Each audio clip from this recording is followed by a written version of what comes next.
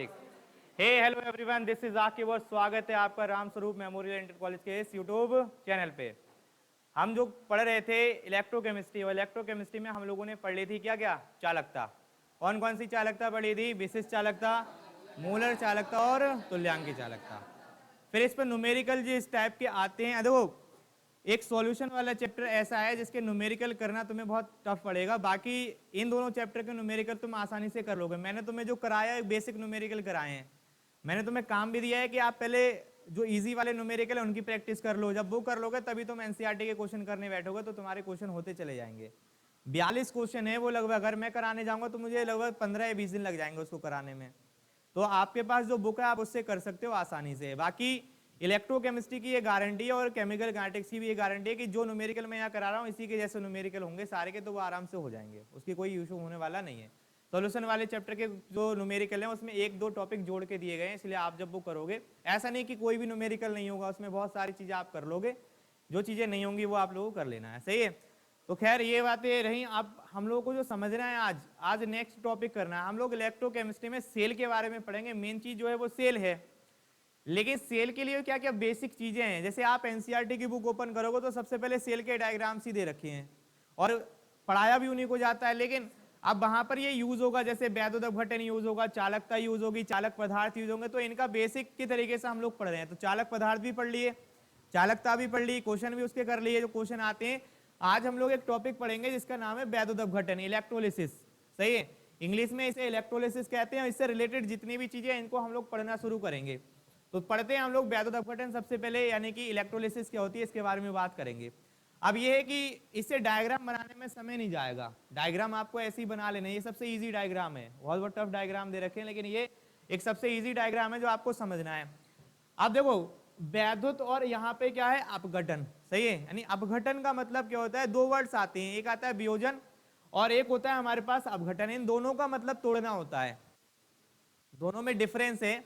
अपघटन में जब भी एक चीज टूटेगी तो कभी भी बैकवर्ड नहीं जाएगी, नहीं एक बार फॉरवर्ड चलेगी तो कभी बैकवर्ड नहीं जाएगी। जबकि वियोजन में ये होता है कि अगर फॉरवर्ड गई यानी आगे टूटा है और ठंडा होते ही पीछे वो वाला बन जाएगा, तो उसे हम लोग बोलते हैं क्या, वियोजन। यहाँ पे हमें पढ़ना है अपघटन। अब अपघटन किसके द्वारा पढ़ना है? वैद्युत के द्वारा, यानी अपघटन का मतलब तोड़ना हो गया। और ये है क्या यहाँ पर, इलेक्ट्रिसिटी, वैद्युत। सही है, ये वाला बा नहीं बनेगा इसमें, आप सही से वाला बना, सही है वो वाला बना लेना बा, लेकिन कोई दिक्कत नहीं है। तो वैद्युत अपघटन के बारे में अगर बात करेंगे तो हमें जो तोड़ना है यानी अपघटन करना है, उसको तोड़ना है। ऐसे यहाँ पर लिसिस, जो लिसिस वर्ड आएगा जहां भी, तो ये लिसिस का मतलब ही क्या होता है, तोड़ना होता है। केमिस्ट्री में बहुत सारी लिसिस पढ़ोगे, अमोनोलिसिस पढ़ोगे, ओजोनोलिसिस पढ़ोगे, सही है, और हाइड्रोलिसिस पढ़ोगे। ऐसे यहाँ पर ये क्या है, इलेक्ट्रोलिसिस। यानी जब हाइड्रो जल के द्वारा तोड़ा जाएगा तो हाइड्रोलिसिस होता है, अमोनिया के द्वारा तोड़ा जाएगा तो अमोनोलिसिस होता है, ओजोन के द्वारा तोड़ा जाएगा तो ओजोनोलिसिस होता है। ऐसे यहाँ पर जब यानी इलेक्ट्रिसिटी के द्वारा तोड़ा जाएगा तो क्या बोलते हैं, इलेक्ट्रोलिसिस। क्या बोलते हैं? तो इसकी डेफिनेशन तो इसी में छुपी हुई है। सही है, यानी एक ऐसी क्रिया जिसमें अपघटन, एक ऐसा अपघटन कह दो, क्रिया नहीं ऐसा कहो, एक ऐसा अपघटन जो किसके द्वारा होता है, विद्युत के द्वारा होता है या इलेक्ट्रिसिटी के द्वारा होता है, उसे हम लोग क्या कहते हैं, वैद्युत अपघटन कहते हैं। सही है, क्या कहते हैं, वैद्युत अपघटन कहते हैं। तो इसके नाम में ही डेफिनेशन है कि एक क्या बताएंगे, एक ऐसा अपघटन जो किसके द्वारा होता है, विद्युत के द्वारा, यानी इलेक्ट्रिसिटी के द्वारा होता है, उसको हम क्या कहते हैं, वैद्युत अपघटन कहते हैं। अब अगर वैद्युत अपघटन ये है तो मुझे आप बताओ कि ये स्पॉन्टेनियस होगा या नॉन स्पॉन्टेनियस होगा, यानी स्वतः परावर्तित होगा या स्वतः अपरावर्तित होगा। मैंने दो प्रोसेस पढ़ा है, एक ऐसा प्रक्रम जिसमें ऊर्जा देनी पड़ती है तथा वो प्रक्रम क्या होता है, स्वयं नहीं होता है, करना पड़ता है, उसे क्या कहते हैं, नॉन स्पॉन्टेनियस। और एक ऐसा प्रोसेस जिसमें ऊर्जा निकलती है और वो स्वयं हो जाता है, उसे क्या कहते हैं, स्पॉन्टेनियस। तो ये प्रोसेस बताओ तुम्हें करना पड़ रहा है या फिर ये खुद हो रहा है? करना पड़ा है, क्योंकि इलेक्ट्रिसिटी तुम्ही को तो देनी पड़ेगी। तो इसका मतलब ये अपने आप में कौन सा प्रोसेस है, नॉन स्पॉन्टेनियस। तो ये बात लिख लेंगे कि यहाँ जो हमारे पास ये प्रोसेस होगा, सही है, इस समझना, यानी ये जो प्रोसेस होगा एक तरीके से वो क्या होगा, नॉन स्पॉन्टेनियस प्रोसेस होगा। क्या होगा, नॉन स्पॉन्टेनियस प्रोसेस। तो यहां पर बताएंगे सबसे पहले इसकी डेफिनेशन। क्या बताएंगे, एक ऐसा अपघटन जो विद्युत के द्वारा होता है, अर्थात जिस जहां पर क्या होता है, वैद्युत द्वारा पदार्थ को तोड़ा जाता है या उसे अपघटित किया जाता है, तब ऐसी क्रिया को हम लोग क्या कहते हैं, वैद्युत अपघटन कहते हैं। इसमें हम लोग क्या करते हैं, बाह्य ऊर्जाएं, बाह्य सोर्स से ऊर्जा देनी पड़ती है। आप किससे दोगे, बैटरी से। देखो यहाँ पर ये बैटरी लगाई हुई है, ये बैटरी से जब ऊर्जा दी जाती है, यानी वोल्टेज दिया जाता है, तब उसका क्या होता है, अपघटन होता है। तो इसका मतलब इस प्रक्रम में क्या होती है, इस बाहर से यानी बाह्य ऊर्जा देनी पड़ती है, इसलिए एक प्रकार का ये कैसा प्रक्रम है, नॉन स्पॉन्टेनियस। यहाँ अब लगातार तुम्हारी क्लासेस चलेंगे, तो अब ये फॉर्मेलिटी नहीं, जैसे मैंने तुम्हें क्लास में याद कराया तुम लिख रहे हो, वैसे यहाँ भी काम करना है। ये लिखेंगे और जिसे नहीं आएगा लिखना वो मुझे बताना, मैंने आपको समझाया, ठीक है।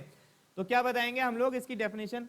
सबसे पहले एक ऐसा अपघटन जो किसके द्वारा होता है, विद्युत के द्वारा, अर्थात विद्युत के द्वारा क्या होता है, तोड़ा जाता है, तो उसे हम लोग क्या कहते हैं, वैद्युत अपघटन कहते हैं, इलेक्ट्रोलिसिस कहते हैं। और इसमें क्या होता है, बाह्य सोर्स से यानी बाह्य स्रोत से ऊर्जा देनी पड़ती है, इसीलिए हम इसको क्या कहते हैं, नॉन स्पॉन्टेनियस प्रोसेस कहते हैं। अब यहाँ पर एक चीज और समझना, वैद्युत अपघटन के दौरान जो होती है हमेशा एलिमेंट्री फॉर्म का निर्माण होता है, यानी प्रोडक्ट जो बनेंगे, सही है, एलिमेंट्री फॉर्म बनती हैं पदार्थ की, जो है हमारे पास वो कौन सी फॉर्म बनती है, एलिमेंट्री। अब वो एलिमेंट्री फॉर्म क्या है, एलिमेंट्री फॉर्म का मतलब है बच्चों कि जिस पदार्थ को भी तुम तोड़ रहे हो वो पदार्थ जिस जो नेचर में एग्जिस्ट करता है उसमें टूट जाएगा।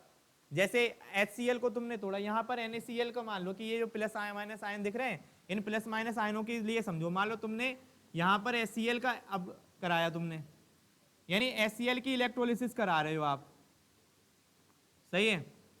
HCl की इलेक्ट्रोलिसिस अगर करा रहे हो तो अब इसमें देखो कौन कौन से तत्व पाए जा रहे हैं, हाइड्रोजन और क्लोरीन। तो ये हाइड्रोजन और क्लोरीन की एलिमेंट्री फॉर्म बनेंगी, एलिमेंट्री फॉर्म जो नेचर में एग्जिस्ट करती है। हाइड्रोजन हमेशा नेचर में किस फॉर्म में एग्जिस्ट करता है, H की फॉर्म में या H2 की फॉर्म में, H की फॉर्म में पाया जाता है, H2 की फॉर्म में, H2 की फॉर्म में या बताओ H2, क्योंकि हाइड्रोजन हमेशा किस फॉर्म में पाया जाता है, गैस। तो हाइड्रोजन भले ही किसके साथ जुड़ के जाए, सिंगल H में जुड़े हैं 2 की फॉर्म में, लेकिन हाइड्रोजन की जो एलिमेंट्री फॉर्म है नेचर में पाए जाने वाली तात्विक रूप जो है वो हमेशा क्या होता है, H2। क्लोरीन किस फॉर्म में पाया जाता है, Cl2। तो अगर मैं यहाँ इलेक्ट्रोलिसिस करूं तो यहाँ पर तुम्हें पता है कि क्या बनेगा, यानी इलेक्ट्रोलिसिस के दौरान एलिमेंट्री फॉर्म बन जाएगी, H2 बन जाएगा और प्लस में क्या बन जाएगा, Cl2। कितने हो जाएंगे, ये 2 हो जाएंगे। ऐसे ही अगर मैंने यहाँ पर NaCl ले लिया तो NaCl की इलेक्ट्रोलिसिस कर दी, यानी ये सॉल्यूशन स्टेट में मैंने NaCl को लिया। अब यहाँ NaCl है तो Na किस फॉर्म में पाया जाता है, नेचुरल फॉर्म, बताओ Na या Na2, जितने भी मेटल हैं वो सब सिंगल फॉर्म में पाई जाती हैं, सही। और जितने भी नॉन मेटल हैं वो सब क्या होती है, 2 की फॉर्म में। मोस्टली एक आध आपको एक्सेप्शनली मिल जाएगा कि वो 2 की फॉर्म में नहीं है, बाकी हमेशा याद रखो कि वो 2 की फॉर्म में पाया जाता है। तो यहाँ पर क्या है, Na और क्या है, Cl। तो Na और Cl में अगर देखेंगे तो Na की नेचुरल फॉर्म जो है, तात्विक रूप जो है, एलिमेंट्री फॉर्म है, वो Na ही होगा, लेकिन Cl की क्या होगी, Cl2। तो यहाँ पर जो बनेगा हमारे पास वो क्या बनेगा, Na बनेगा और प्लस में क्या बनेगा, Cl2। बैलेंस ही हमारे हाथ में है, बैलेंस ही कर लेंगे। Na यहाँ पर 1 है, Cl 2 है, तो यहाँ पे क्या कर देंगे, 2 कर देंगे, और यहाँ भी Na कितने कर देंगे, 2, सही है। अगर मैंने ऐसे यहाँ पर लिखा, मान लो NH3 अमोनिया लिख दिया और अमोनिया का मैंने वैद्युत अपघटन किया, अब देखो इसमें क्या क्या पाया, नाइट्रोजन और हाइड्रोजन। तो नाइट्रोजन की एलिमेंट्री फॉर्म क्या होगी, N2, कोई नाइट्रोजन गैस है, गैस फॉर्म से किसमें आती है, 2 की फॉर्म में। और हाइड्रोजन की एलिमेंट्री फॉर्म कितनी होगी, H2। तो यहाँ जो बनेगा वो क्या बनेगा, यानी N2 बनेगा और प्लस में क्या बन जाएगा, H2, ये तो बनेगा। अब बैलेंस ही हमारे हाथ में, नाइट्रोजन यहाँ कितने हैं, 2, यहाँ पे कितना है, तो यहाँ मैं 2 कर दूंगा। हाइड्रोजन यहाँ पे कितने हो गए, 6, और यहाँ हाइड्रोजन कितने हैं, 2, तो मैं यहाँ कितने से गुणा कर दूंगा, 3 से। तो ये बात भी इसमें जोड़ लेंगे, सही है। यानी कि हमें वैद्युत अपघटन से क्रिया तो करानी, अब कौन सी क्रिया से क्या बनेगा ये भी तो समझ में आना चाहिए। अब तुम कहोगे सर ये बन कैसे रहा है, सही बात है कि जब वैद्युत के द्वारा अपघटन किया था तो वैद्युत अपघटन कहलाता है, ये नॉन स्पॉन्टेनियस प्रोसेस है, क्योंकि इसमें बाह्य सोर्स से ऊर्जा देनी पड़ती है और इसके दौरान क्या होती है, एलिमेंट्री फॉर्म बनती है, सही बात है, ये याद हो गई। लेकिन अब तुम ये कहोगे कि सर ये बन कैसे रहा है, मतलब इसका बनने का कारण क्या है। तो कारण ये है कि इसमें आप जब बैटरी लगाते हो तो एक कैथोड होता है, एक एनोड होता है, सही है। यानी अब मैं यहाँ पर तुम्हें समझा रहा हूँ इसकी क्रियाविधि, इसके अंदर हो क्या रहा है, और यही क्रियाविधि आप सब रिएक्शन में सीखोगे। तो यहाँ पर समझेंगे हम लोग क्रियाविधि यानी मैकेनिज्म, सही है। और मैकेनिज्म कैसे होती है ये समझने से मैंने यहाँ पर एग्जांपल लिया कि NaCl है हमारे पास और NaCl की मैंने इलेक्ट्रोलिसिस कर दी, वो लिख लेना। तो तुम्हें अभी तुमने बताया कि सर यहाँ पर Na बन गया और प्लस में क्या बन गया, Cl2। बैलेंस ही करने के लिए हमने यहाँ भी 2 कर दिए थे और यहाँ भी 2 कर दिए थे। अब ये जो बना है इसकी क्रियाविधि समझाओ। इसकी क्रियाविधि कैसे समझेंगे, तो हमारे पास एक होता है कैथोड, सही है, कैथोड, और एक होता है हमारे पास क्या, एनोड। अब कैथोड कैसा होता है तो माइनस, और एनोड कैसा होता है प्लस। अब ये जो है यहां एक चीज समझ लो, कैथोड हमेशा माइनस नहीं होता है, लेकिन मैं पढ़ाता हूं। जैसे अगर मैं अभी तुमसे कहूँ कि कैथोड हमेशा माइनस होता है और किसी ने ये लाइव देखी तो अभी ये कमेंट कर देगा कि आपने यहाँ पे गलत बोला है, लेकिन मैं तुम्हें इसका एक कॉन्सेप्ट जब मैं सेल पढ़ाऊंगा तब पूरा बताऊंगा कि आखिर कैथोड माइनस कब होता है और कैथोड प्लस कब होता है। आपको अभी इतना याद करना है कि कैथोड माइनस होता है, गैल्वेनिक सेल में जाके कैथोड प्लस हो जाएगा, लेकिन प्लस होने का रीजन क्या है वो भी बताया जाएगा। तो यहाँ भी आपको इतना याद करना है कि कैथोड हम जब भी लगाएंगे, क्योंकि हम जितनी भी फिजिक्स में कैथोड एनोड यूज करेंगे वो माइनस ही यूज करते हैं, केवल केमिस्ट्री में एक ही जगह प्लस का यूज करना है, वो गैल्वेनिक सेल में। तो हम उसकी बात तुम्हें क्यों अभी कंफ्यूज करें, तो इतना याद रखना है कि कैथोड कैसा होता है माइनस और एनोड क्या होता है प्लस। अब यहां समझना, देखो जैसे ही क्या होता है तुम NaCl का सॉल्यूशन इसमें डालोगे, जैसे यहां पर मैं लिखता हूं, ठीक है, यहां तुमने जो है वो NaCl को लिया, अब Na जो है वो कैसा होगा प्लस और Cl कैसा होगा माइनस वाला, जो है वो कहां जाएगा प्लस वाले की तरफ, और जो प्लस वाला है वो उल्टा उल्टा हो गया, पूरा मिटा लो ऐसे ही। देखो तो ये जो माइनस वाला है ये कहां जाएगा प्लस वाले की तरफ, और जो प्लस वाला है वो कहां जाएगा माइनस वाले की तरफ। यानी जैसे ही आप क्या करोगे NaCl का सॉल्यूशन बनाओगे, क्योंकि मैंने बताया हम वैद्युत घट्टे पढ़ रहे हैं, वैद्युत घट्टे हमेशा लिक्विड अवस्था में ही करंट का फ्लो करते हैं। तो ये जो करंट का फ्लो होगा ये सॉल्यूशन स्टेट में होगा, यानी एक सॉल्यूशन है, तो ये प्लस वाला जाएगा माइनस वाले की तरफ, माइनस वाला जाएगा प्लस वाले की तरफ, और जब ये प्लस माइनस वाले गति करेंगे एक दूसरे के कैथोड एनोड की तरफ, तो होगा क्या, कैथोड पे आएगा प्लस, प्लस यानी कि यहां पर आएगा, इस पे क्रिया करने आएगा Na क्या होता है प्लस, सही है, और जो प्लस है माइनस है उसकी तरफ कौन आएगा Cl, तो Cl क्या हो जाएगा माइनस है। अब होगा क्या कि कैथोड एनोड का काम क्या होता है, कैथोड जो है बड़ा ही धनी व्यक्ति है, इसके पास जो भी आता है ये उसे हमेशा कह देगा पैसे दे देगा, यानी कि पैसे का मतलब यहाँ पर क्या है इलेक्ट्रॉन। तो ये एक धनी व्यक्ति, और ये धनी व्यक्ति है, जब भी ये देखता है कि कोई प्लस में यानी फिर रहा है, जिसे इलेक्ट्रॉन चाहिए पैसे चाहिए उसे दे देगा, तो Na इसका मतलब इलेक्ट्रॉन इसका चला गया है, और चला गया है तो क्या करेगा ये इसको इलेक्ट्रॉन दे देगा, और जैसे ही इसको इलेक्ट्रॉन देगा, यानी इसने क्या हुआ एक इलेक्ट्रॉन इसको दे दिया, और इसने इस इलेक्ट्रॉन को घिरड़ कर लिया, तो घिरड़ करने के बाद जो है हमारे पास वो क्या बन जाएगा Na, क्या बन जाएगा Na, क्योंकि इसने एक इलेक्ट्रॉन को, माइनस का मतलब इलेक्ट्रॉन इसके पास है, नेगेटिव तभी तो आया होगा जब माइनस, यानी इसके पास इलेक्ट्रॉन तभी तो नेगेटिव आया होगा, तो इसने इसको इलेक्ट्रॉन दे दिए, इलेक्ट्रॉन देने के बाद क्या हुआ ये हमारे पास Na बन गया, सही है। ऐसे Cl, ये क्या है बड़ा नालायक व्यक्ति है, इसे जहां भी पैसे दिखते हैं सबसे छीनना चाहता है कि भैया मेरे पास है नहीं, मुझे पैसे चाहिए कैसे भी।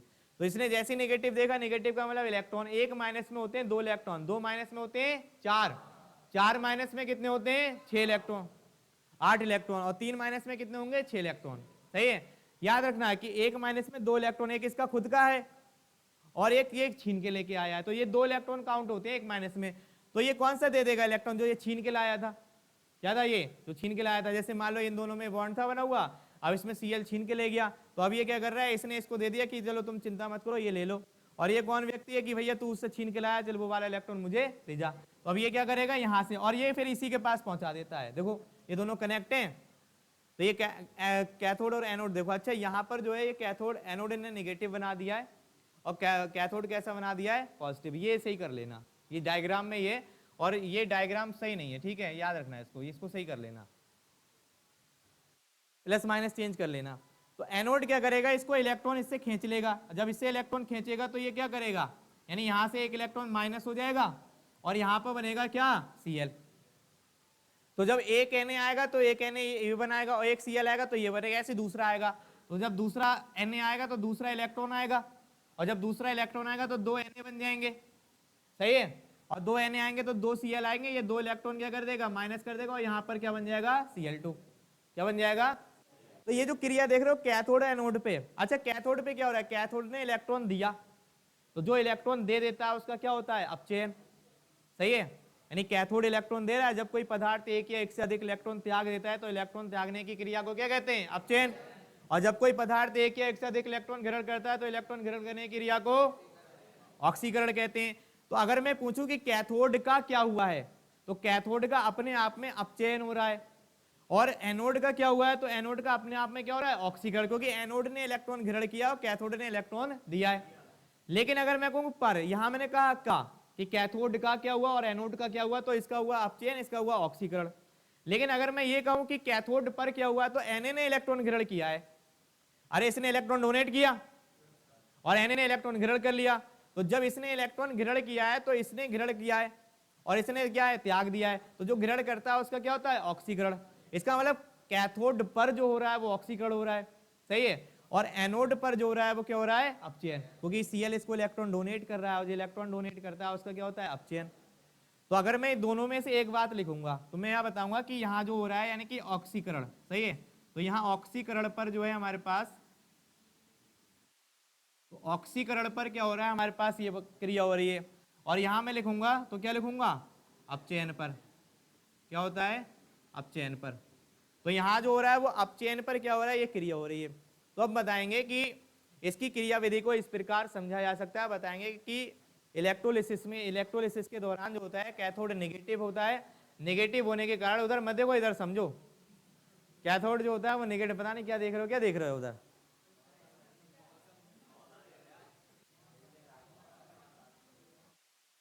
इधर मौसम देखो, ये मौसम बदल रहा है, इधर वाले मौसम को देखो, सही है, ये भी तो मौसम बदल रहा है, Na से Na हो गया, Cl माइनस से Cl हो गया है, सही है, इधर वाले मौसम को देखो, वरना इससे अभी नियम समझ में नहीं आएगा जो फैराडे के ने वो पिछली बार आए हैं वो, सही है। तो क्या करेंगे, ये ना समझो, अब पहले पूरा एक बार मैं फिर से समझाता हूं। मैंने बताया कि जब एक ऐसा अपघटन जो किसके द्वारा होता है, विद्युत के द्वारा होता है, क्या कहलाता है, वैद्युत अपघटन कहलाता है। इसमें बाह्य सूर्य से ऊर्जा दी जाती है, इसीलिए क्या कहते हैं, नॉन स्पॉन्टेनियस प्रोसेस कहते हैं। वैद्युत अपघटन के दौरान क्या होती है, पदार्थों की एलिमेंट्री फॉर्म बनती है, ये उदाहरण मैंने तुम्हें कराया, सही है, और जिसकी क्रियाविधि को इस प्रकार समझा जा सकता है। फिर क्रियाविधि में बताएंगे, क्रियाविधि में लिखेंगे कि क्रियाविधि में कैथोड नेगेटिव होता है और एनोड क्या होता है, पॉजिटिव। अब बताएंगे कैथोड, तो बताएंगे कैथोड नेगेटिव होता है, तो कैथोड नेगेटिव होने के कारण क्या होता है, कैथोड पर क्या होता है, ऑक्सीकरण होता है, जिसके फलस्वरूप क्या होता है, हमारे पास पदार्थ बनता है। और एनोड प्लस होने के कारण एनोड पर क्या होता है, अपचयन होता है, तो एनोड पर अपचयन होने के कारण हमारे पास क्या होता है, ये पदार्थ बनता है, सही है। अतः हम कह सकते हैं कि ये कैथोड एनोड पर, अब ये इसका ऑक्सीकरण, इसका अपचयन, दोनों और दोनों क्रियाएं जहां साथ हो रही हैं उसे क्या कहते हैं, रिडॉक्स रिएक्शन। तो बताएंगे कि इस क्रिया के दौरान ऑक्सीकरण अपचयन अर्थात इस रिडॉक्स रिएक्शन के दौरान क्या होता है, वैद्युत अपघटन में क्या होते हैं, पदार्थों का फॉर्मेशन होता है। यानी आता करके इसकी लाइन लिखेंगे कि अतः इस ऑक्सीकरण अपचयन या रिडॉक्स अभिक्रिया के फलस्वरूप क्या होता है, पदार्थों की एलिमेंट्री फॉर्म का क्या होता है, निर्माण होता है। इतना ही वैद्युत अपघटन में लिखना है। तो एक बार याद कर लो सही से, क्या बताएंगे, एक ऐसा अपघटन जो किसके द्वारा होता है, विद्युत के द्वारा, क्या कहलाता है, वैद्युत अपघटन कहलाता है या इलेक्ट्रोलिसिस कहते हैं, सही है। इसमें क्या होती है, बाह्य स्रोत से ऊर्जा दी जाती है, जिसे क्या कहते हैं, इसीलिए इसे क्या कहते हैं, नॉन स्पॉन्टेनियस प्रोसेस कहते हैं। इसके दौरान क्या होता है, पदार्थों की एलिमेंट्री फॉर्म का निर्माण होता है, जिसकी क्रियाविधि को इस प्रकार समझा जा सकता है। अब क्रियाविधि को समझने के बाद क्या होगा, हम लिखेंगे सबसे पहले ये एग्जाम्पल लेके, फिर लिखेंगे कैथोड एनोड। कैथोड पे लिखेंगे कैथोड माइनस होने के कारण कैथोड पर क्या होता है, ऑक्सीकरण होता है, सही है, ये रिएक्शन बना के दिखा देंगे। फिर एनोड क्या होता है, प्लस होने के कारण एनोड पर क्या होता है, अपचयन होता है, फिर ये रिएक्शन बना के दिखा देंगे। और रिएक्शन बनाने के बाद अतः करके एक लाइन लिखेंगे कि अतः इस ऑक्सीकरण और अपचयन, सही है, कैथोड पर ऑक्सीकरण और एनोड पर अपचयन अर्थात रिडॉक्स रिएक्शन के दौरान पदार्थों की एलिमेंट्री फॉर्म का क्या होता है, निर्माण होता है। फैराडे की परिभाषा क्या है, ये समझना होगी, रेडी, क्या है, यहां लिखेंगे कि एक मोल इलेक्ट्रॉन पर, इधर समझना ध्यान से, एक मोल इलेक्ट्रॉन पर उपस्थित आवेश, एक मोल इलेक्ट्रॉन पर उपस्थित आवेश क्या कहलाता है, एक फैराडे, क्या कहलाता है। अब इसका मान क्या है वो भी निकालेंगे, सही है। तो एक मोल इलेक्ट्रॉन पर उपस्थित आवेश को क्या कहते हैं हम लोग, एक फैराडे कहते हैं। अब तुम्हें एक चीज पता है, क्या पता है कि एक मोल का जो मान होता है वो मैंने तुम्हें बता रखा है। एक मोल का मान कितना होता है, 6.022 × 10⁻23, यही तो है। और तुम्हें इलेक्ट्रॉन का आवेश भी पता है, इलेक्ट्रॉन पर आवेश कितना होता है, 1.6 × 10⁻⁻⁻⁰ कूलम, पता है ना। तो अगर मैं यहां से लिखूं, चूंकि एक इलेक्ट्रॉन पर आवेश में निकालना चाहूं, तो एक इलेक्ट्रॉन पर आवेश सही है। एक इलेक्ट्रॉन पर आवेश कितना होगा बताओ जरा, 1.6 इंटू 10 की पावर माइनस का 19, और 19 ये किस में होगा, कूलाम में। अगर मुझे 2 इलेक्ट्रॉन पे चाहिए मैं तो 2 से गुणा कर दूंगा, अगर मुझे 3 में, ओए ये देखो ध्यान से, अगर मुझे 3 इलेक्ट्रॉन पे चाहिए तो मैं 3 से गुणा कर दूंगा, 4 पे चाहिए तो, लेकिन मुझे चाहिए कितने का, 1 मोल, तो मैं क्या करूं, 1 मोल से गुणा कर दूंगा। यानी मैं अगर यहां पे लिखूंगा इसीलिए, तो 1 मोल इलेक्ट्रॉन पर जो आवेश होगा, 1 मोल इलेक्ट्रॉन पर आवेश, तो 1 मोल इलेक्ट्रॉन पर आवेश जो होगा वो कितना हो जाएगा, 1.6 इंटू 10 की पावर माइनस का 19। अगर 1 का चाहिए तो 1 से गुणा हो रही है, 2 का चाहिए तो 2 से गुणा करता है, 3 का चाहिए 3 से गुणा करता है, 4 का चाहिए तो 4 से। मुझे चाहिए कितने का, 1 मोल, तो मैं 1 मोल से गुणा कर दूंगा, और 1 मोल का मान होता है कितना होता है, 6.022 इंटू 10 की पावर 23। ये तो होगा। अब इनकी क्या करेंगे, कैलकुलेशन करेंगे। अब गुणा तुम कर सकते हो आसानी से, ऐसे मैं यहाँ पे लिखूं कि 1.6 गुणा 6.022, सही है, और इनकी पावर घटा लो तो 10 की पावर कितनी बचेगी, 4 बचेगी। कितनी बचेगी, 4, तो इसकी पावर बचेगी 4। समझना अभी है, जाना नहीं है। देखो तो पावर कितनी बचेगी इसकी, 4 बचेगी। अब इनकी गुणा करोगे तो गुणा करके जो आएगा हमारे पास, ये आएगा 96,485 आएगा। कितना आएगा, इनकी गुणा कर लेना, 96,485 आएगा, जिसे लगभग, यानी आप कैलकुलेशन इजी करने के लिए लिखेंगे जिसे 96,500।